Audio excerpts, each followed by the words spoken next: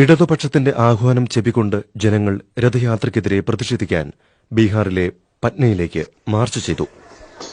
43 साल के आजादी के बाद में भी महंगाई आज आसमान को छू रही है. बेकारी आज करोड़ों नवयुवकों की है. भूखमरी और गरीबी आधे से अधिक लोग आज भी उस लक्ष्मण रेखा के नीचे हैं. यहां पर निरक्षरता, बीमारी चारों तरफ फैली हुई है. मगर मालूम होता है पिछले कुछ महीनों से कि मानो इस देश में इनमें से एक भी समस्या ऐसी है ही नहीं. एकमात्र समस्या अगर कोई है तो वो है मंदिर और मस्जिद की. बिरथ रघुबीरा के नाम पर एक रथ पर चढ़कर एक पक्ष के नेता उनका चुनाव चिन्ह कमल को लेते हुए और भारतीय जनता पार्टी का ध्वज लहराते हुए देश भर में रथ यात्रा करते हुए घूम रहे हैं. तो ये किस लिए घूम रहे हैं? बीजेपी के लिए वोट बटोरने के लिए?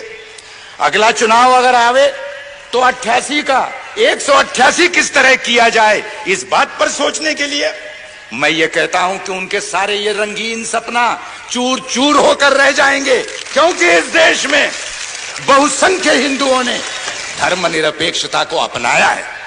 अगर आज ये भारत एक धर्मनिरपेक्ष देश के रूप में है, इसका बहुत बड़ा श्रेय इस देश में बसने वाले 85% हिंदुओं को बेशक जाता है. लेकिन न महात्मा गांधी, न जवाहरलाल नेहरू, न फांसी के तख्त पर लटकने वाले हमारे वो सैकड़ों तमाम जो शहीद हुए, उनमें से एक ने हिंदू राष्ट्र के लिए अपनी जान नहीं दी. इस बात को भुलाया नहीं जा सकता है.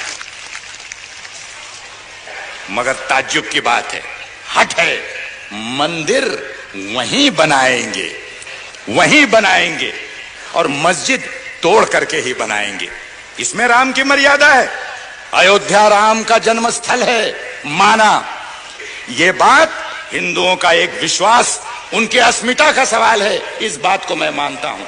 पर मैं ये कहता हूं कि मुझे कोई कह दे, अडवाणी जी या कोई और, कि अयोध्या का वो कौन सा चप्पा जमीन है कि जो राम की याद से पवित्र नहीं, ये मुझको वो कह दे.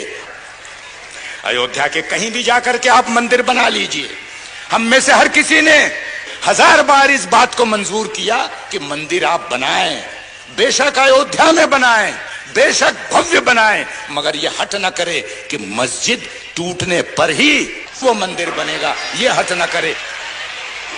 हम में से कोई लाल झंडे मानने वाले हो या कोई और भी हो, हम सब धर्मों की श्रद्धा करते हैं.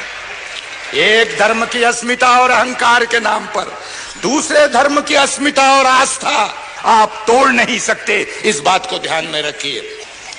दोस्तों, हिंदू धर्म में सहिष्णुता है, असहिष्णुता भी है, मानवता भी है और जात पात की व्यवस्था भी है. और इसीलिए वर्षों से संत और महंतों ने अनेक प्रकार के सुधार लाने के प्रयत्न किए. जात पात व्यवस्था के खिलाफ उन्होंने अपनी आवाज बुलंद की. आज भी वो कायम पड़ा हुआ है.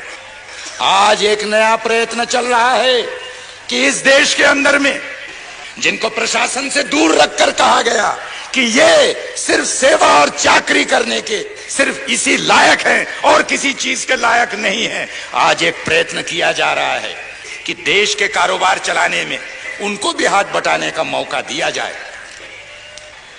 लेकिन वही ताकतें जो हिंदू धर्म के अंदर कठमुल्लापन कायम रखना चाहते हैं, झंडा लहराकर मस्जिदें गिराना चाहते हैं, वही लोग इस देश के अंदर में वर्णाश्रम और जात पात के नाम पर भी जो है तो आज कस्में खा रहे हैं और उसके प्रयत्न कर रहे हैं.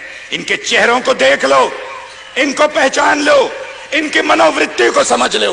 और इसलिए मैं कहूंगा कि यहां पर ये सारी लड़ाइयां एक तरह से जुट गई हैं कि मस्जिद कायम रहेगी, मंदिर जरूर बनेगा. इतना ही कहते हुए मैं अपनी बात को समाप्त करता हूं.